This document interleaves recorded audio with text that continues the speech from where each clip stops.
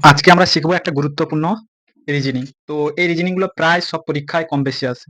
তো দেখবো এখানে করার নিয়ম দেখো। প্রথমে আমরা এখানে কি করতে হবে, কতগুলো নাম্বার আছে কাউন্ট করতে হবে ড্যাশ ড্যাশ নিয়ে।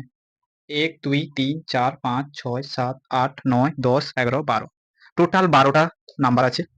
আমি একে কি করব, ৪টা বা ৩টে ভাগে ভাগ করব। একে কত ভাগে ভাগ, 4 ইন্টু 3 লিখা যায়। একে হয় 4টা ভাগে ভাগ করা যাবে, হয় 3টে ভাগে ভাগ করা যাবে। আমি আমার সুবিধার্থে দেখো 3টে করে ভাঙবো। দেখো ৩টে, ৩টে, ৩টে, ৩টে।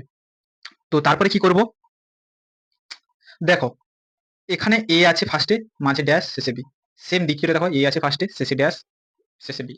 তারপর দেখো এতে কি আছে, দেখো মাঝে বি আছে, প্রথম শেষে নেই। আমি যদি প্রথমে এ বসাই আর শেষে বি বসাই, দেখো দেখি পুরের সঙ্গে বি বি মিলেছে। আর দেখো এটা এ আছে, এটা মাঝ শেষে বি আছে বি, তাহলে দেখো সব মিলেছে A B B A B B A B B A B B. এইভাবে কমপ্লিট, তাহলে তোমার ফাইনাল অ্যান্সার হবে B B A B B. এটা তোমার অপশানে তোমরা পেয়ে যাবে পরীক্ষা। এটাই হলো কারেক্ট অ্যান্সার। আর এরকম ভিডিও পাওয়ার জন্য চ্যানেলটিকে সাবস্ক্রাইব করে রাখো।